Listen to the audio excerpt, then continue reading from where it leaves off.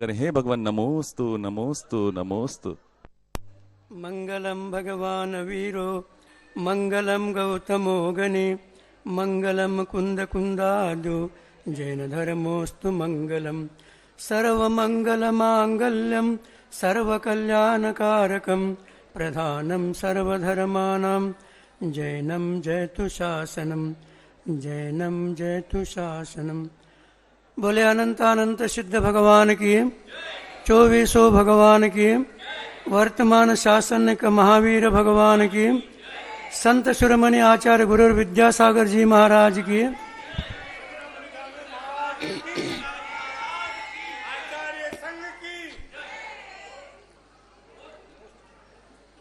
महानुभाव, इस अनादिनिधन संसार में सभी प्राणी दुख से त्रसित है, दुखी है, दुख से दूर होना चाहते हैं, सुख शांति चाहते हैं। उस सुख शांति के लिए क्या करना, हमेशा उनके मन में प्रश्न उठता रहता है। किसके पास जाकर के इसका समाधान करना चाहिए, पूछना चाहिए। तो ऐसे एक भक्त जो है गुरु चरणों में आ करके पूछने लगा, गुरुदेव कहते हो हमें सुख शांति चाहिए, उसके लिए कुछ मंत्र बता दो, कुछ उपाय बता दो। धर्म के बारे में हम विशेष कुछ जानते नहीं हैं, यदि आप संक्षेप में कुछ बता देते हैं तो अच्छा होगा, क्योंकि हम मोटे बुद्धि वाले हैं। विशेष रूप से लंबे चौड़े जो प्रवचन हम समझ नहीं पाते, स्वाध्याय भी नहीं है। संक्षेप में हमें बता देना। तो गुरुदेव ने कहा, हमारे पूर्वाचार्यों ने कहा है, भगवान की वाणी है, हम भी वही बता रहे हैं, क्योंकि हमारे लिए भी आदेश है शास्त्र का, अनिविच भाषण। इसका मतलब शास्त्र के अनुसार ही बताना चाहिए। जो भी भव्य जो गुरुचरणों में आता है उनके लिए हित की बात ही बताते हैं गुरुदेव। तो उसी प्रकार हमारे पूर्वजों ने भी हमारे लिए हित की बात बता दिया, सुख शांति का मार्ग बता दिया, तो वही हम आपके लिए बता रहे। यदि आपको अच्छा लगा तो रखो, अपने जीवन में उतार दो। यदि उतारोगे तो इस संसार सागर से तर जाओगे, यदि नहीं उतारोगे संसार में डूब जाओगे। डूबना या तरना ये आपके हाथ में है। गुरु केवल उपदेश देते हैं, क्योंकि हमारे भगवान भी उपदेश देकर चले गए और हम भी उपदेश दे सकते हैं। आप पूछ रहे, इसलिए हम भी जो भगवान की वाणी है उसी को बता रहे। आचार्य अमृतचंद महाराज ने पुरुषार्थ शुद्धोपाय में एक कार्य का दिया है, आत्मा प्रभाव नियो रत्नत्र तेजसा सततमेव दान तपो जिन पूजा विद्या से जिन धर्म। ये जो भी 2 लाइन में बता दिया। हम पंचम काल में ये 2 लाइन को, ये 2 पंक्तियों को बार बार चिंतन करना चाहिए, अपने जीवन में उतारना चाहिए। इसका जो भी मनन करना चाहिए, ये आचार्य ने कहा। क्योंकि ये कलिकाल है, कलह का काल है।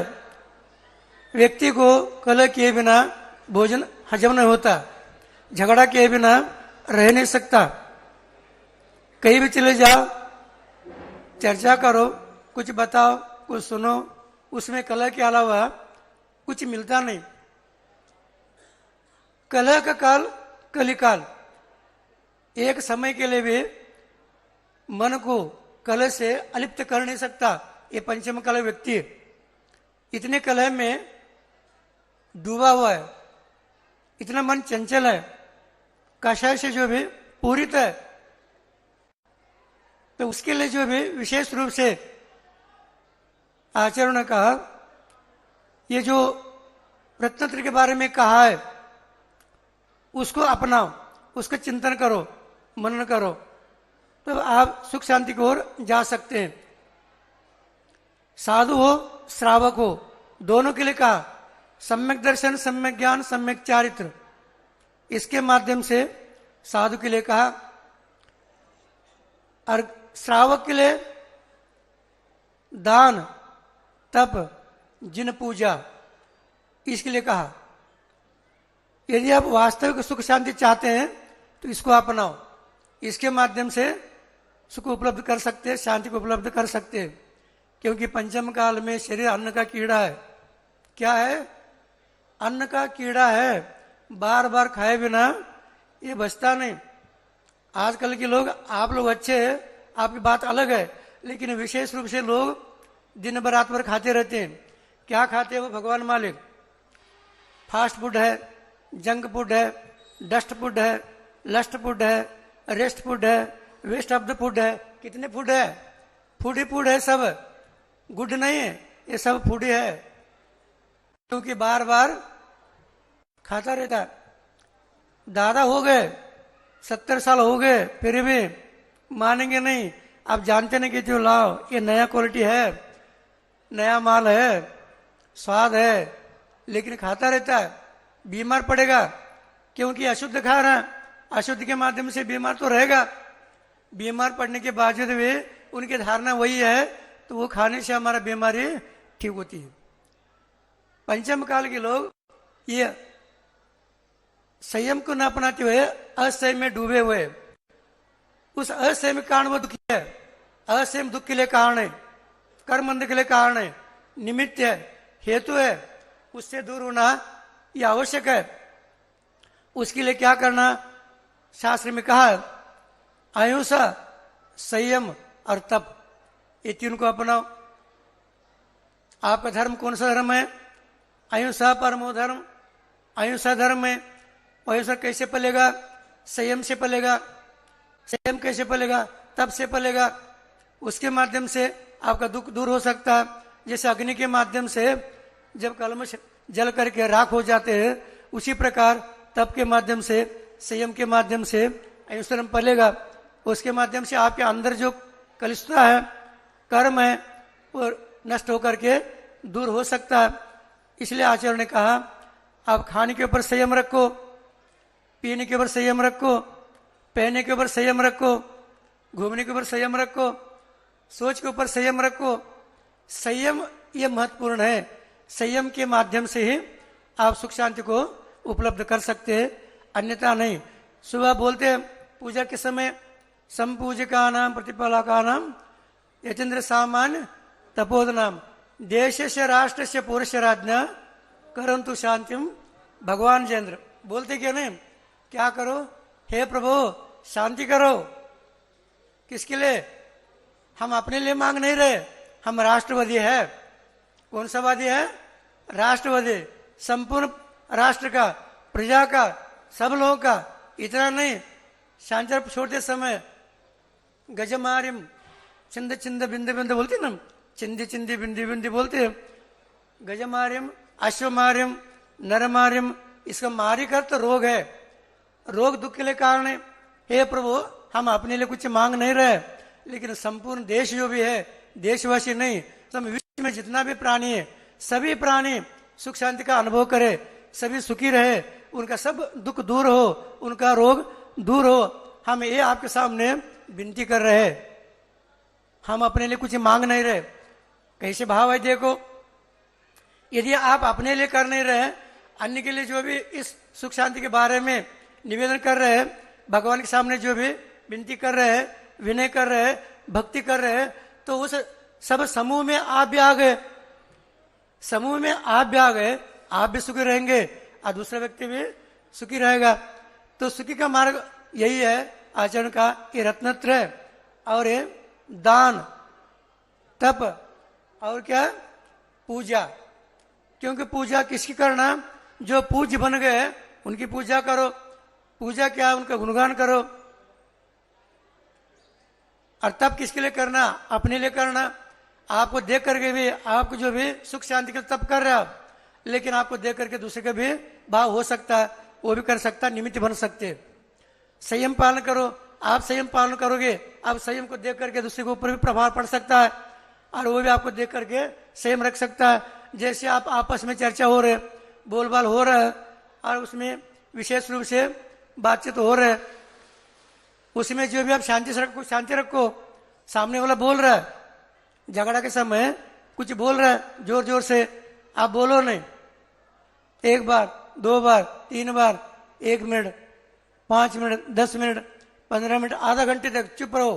वो सामने बोल बोल करके खुद ही थक जाएगा, वो बोलना बंद कर देगा, चला जाएगा। आप भी शांति है, वो भी शांत होगा, आप बोलोगे वो बोलेगा। तो इसका मतलब जितना संयम रखोगे उतना ही अपना लाभ है, और जितना मुकरित हो जाओगे उतना ही आपको जो भी हानि है। इसलिए शांति से चुप रहना, दूसरे को जो भी शत्रुत्व है, कैसे आप चुप रहोगे। जैसे देखो हम बैठे रहते हैं अथवा आचरण में बैठे रहते हैं, जब भी बैठने के बाद लोग आकर बोलते रहते हैं, 1 बार 2 बार बोल दिया, बोल नहीं रहे, क्या पूछते, महाराज जी आपका मौन है, महाराज जी आपका मौन है, महाराज जी आपका मौन है। पीछे बोल नहीं रहे, फिर भी बोल नहीं रहे, तब क्या बोलते, हमसे नहीं बोल रहे, हमसे नहीं बोल रहे, हमने क्या गलती किया कहते हो, भैया ठीक है हमारे से बोलने, आप बोलो कहते हो। किसी प्रकार के बुलाना है उनको, लेकिन बोलो नहीं। बैठते आज महाराज का मौन होगा, मौन होगा, चलो कहते हो। इतने बोलने के बाद में बोलेंगे हो, आज महाराज का मौन होगा, सामने बोलकर ही चले जाएंगे, तो आप भी शांत हो जाते हैं। उसी प्रकार आप लोग संसार में भी संयम का पालन करोगे, उसके माध्यम से आप लोग इसमें कर सकते हैं। एक रूपक याद आ गया मुझे, अब हम सोच रहे थे अब क्या उदाहरण देना, उदाहरण तो आता नहीं, ज्यादा प्रवचन तो करते नहीं, हम प्रवचनकार तो है ही नहीं, फिर भी आप लोग सामने बैठने से आपका प्रभाव पड़ता है।